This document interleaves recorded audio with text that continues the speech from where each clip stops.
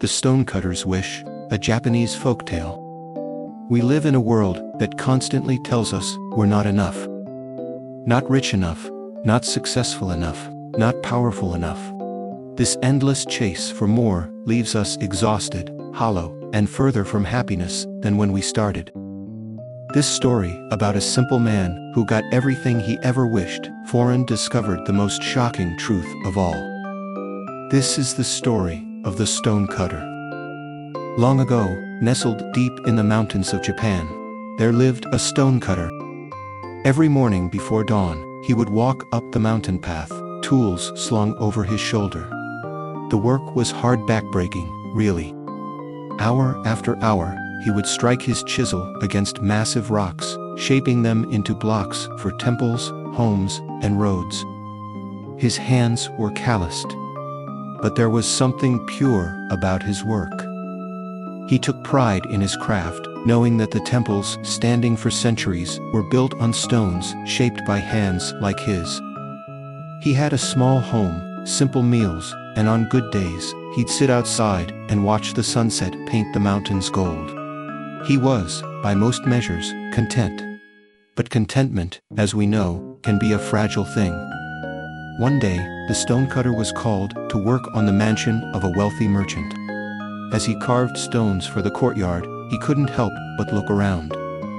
Silk curtains billowed in the breeze. Servants brought trays of delicacies.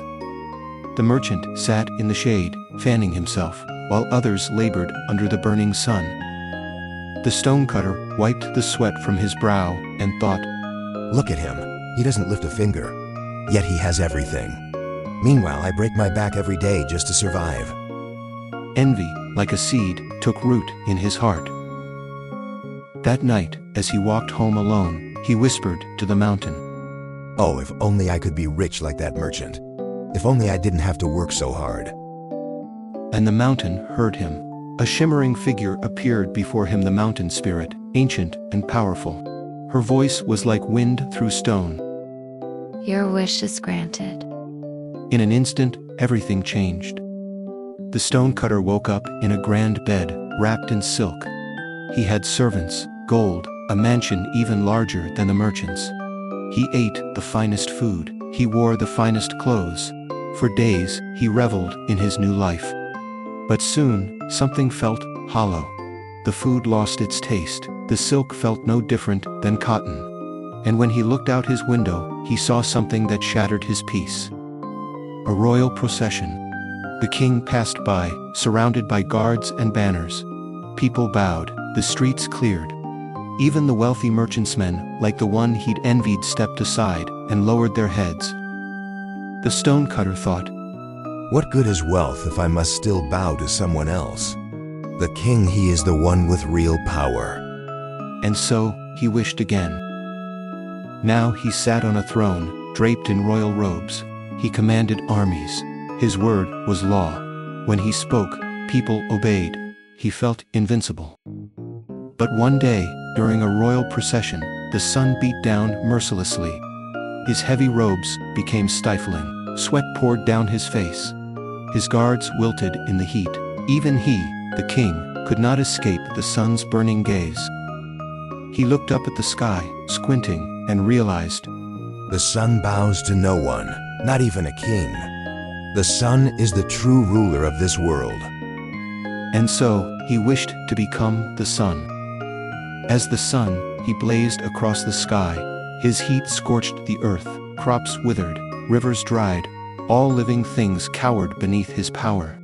He felt magnificent, unstoppable. But then, he noticed something frustrating. A massive cloud drifted lazily across the sky and blocked his light completely. The earth below suddenly cooled. His rays could not penetrate it. "How can this be?" he raged. "I am the sun, yet this cloud defeats me." So he wished to become the cloud.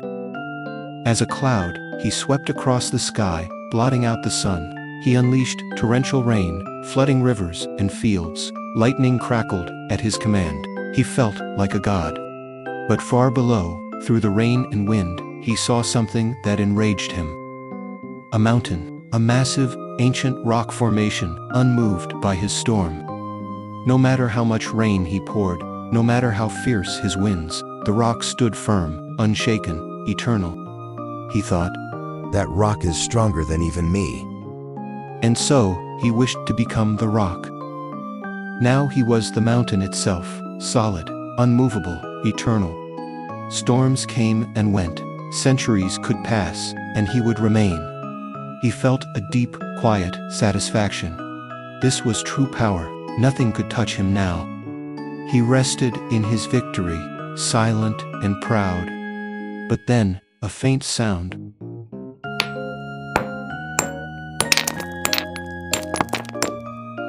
A vibration, small but persistent, coming from below, from within him. Panic set in. What is this? What could possibly harm me now? I am stone. I am eternal. He looked down and froze. There, at his base, was a man, a simple man with a hammer and chisel. Sweat dripped from his brow as he worked, steadily, patiently, chipping away at the rock. Piece by piece, strike by strike. The rock cried out in terror. And then, he saw the man's face. It was his own. In that moment, the truth crashed over him like a wave. The most powerful being in the world wasn't the merchant, the king, the sun, the cloud, or even the rock. It was the stonecutter. It was him. All along, the strength he'd been searching for had been in his own hands. The power to shape mountains, the power to build legacies, the power to endure, to work, to create. He had traded it all away, chasing illusions. The mountain's spirit appeared once more, her expression gentle but knowing. Do you understand now? The stonecutter nodded, tears streaming down his face. And so, she returned him to his original form. We live in a world obsessed with comparison. We see someone else's highlight reel and forget our own strength. We chase titles, money, status, thinking that's where power lives. But real power, it's already in your hands. You don't need to be someone else. You don't need a different life, a different body, a different career. You need to recognize the strength you already have. So stop wishing you were someone else. Stop waiting for the perfect moment, the perfect circumstances. Start honoring the power you've always had. That's it. Thanks for the like and subscribe.